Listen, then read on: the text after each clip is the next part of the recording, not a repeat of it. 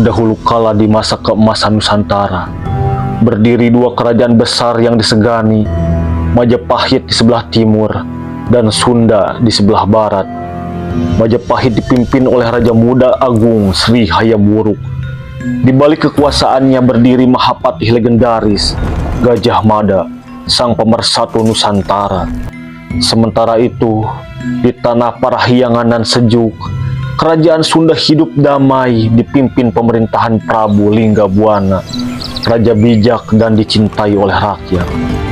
Suatu hari, Raja Hayam Wuruk mendengar kabar tentang kecantikan dan keagungan putri Dyah Pitaloka dari kerajaan Sunda.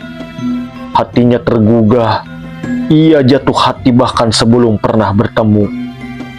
Diiringi niat baik dan harapan menyatukan dua kerajaan besar, Hayam Wuruk memutuskan untuk melamar sang putri. Kemudian ia memanggil para pejabat istana dan berkata, "Berangkatlah kalian ke Pakuan Pajajaran. Bawalah surat lamaran ini, sampaikan pada Prabu Linggabuana bahwa Raja Majapahit ingin mempersunting Dyah Pitaloka, putrinya yang mulia." Utusan Majapahit pun berangkat, membawa gulungan bertinta emas berisi niat baik sang raja.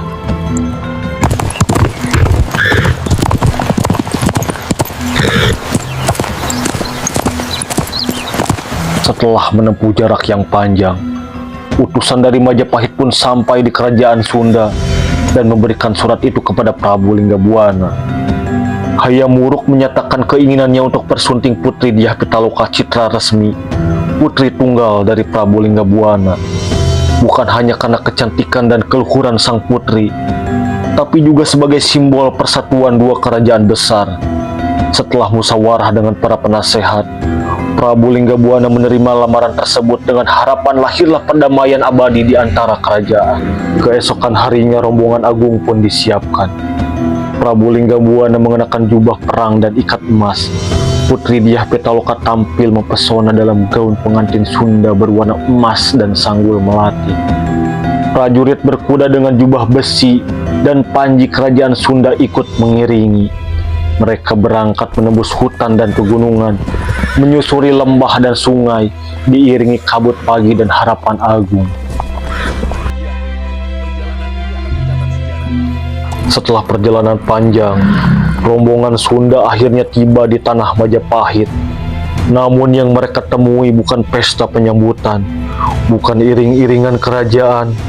Mereka tidak dijemput Raja Hayam Wuruk. Justru mereka diarahkan ke lapangan Bubat, tanah lapang di luar dinding istana. Tidak ada penyambutan resmi, tidak ada tanda-tanda pernikahan, hanya pasukan Majapahit berdiri diam menatap dari kejauhan. Waktu berlalu, tapi suasana tetap dingin dan mencurigakan. Hingga beberapa saat kemudian, seorang utusan Majapahit datang, di tangannya gulungan perintah kerajaan.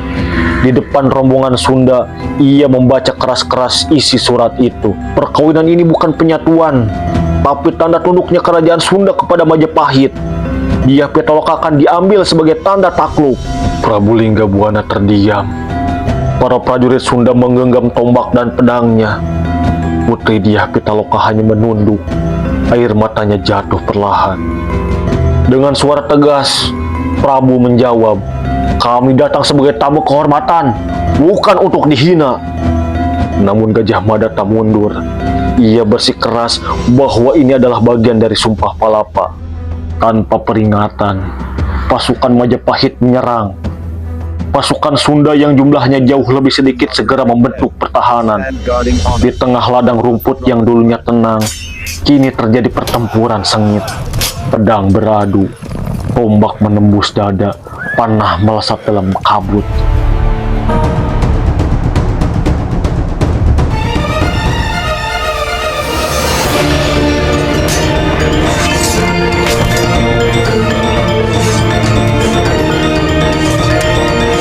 Prabu Linggabuana memimpin langsung barisannya.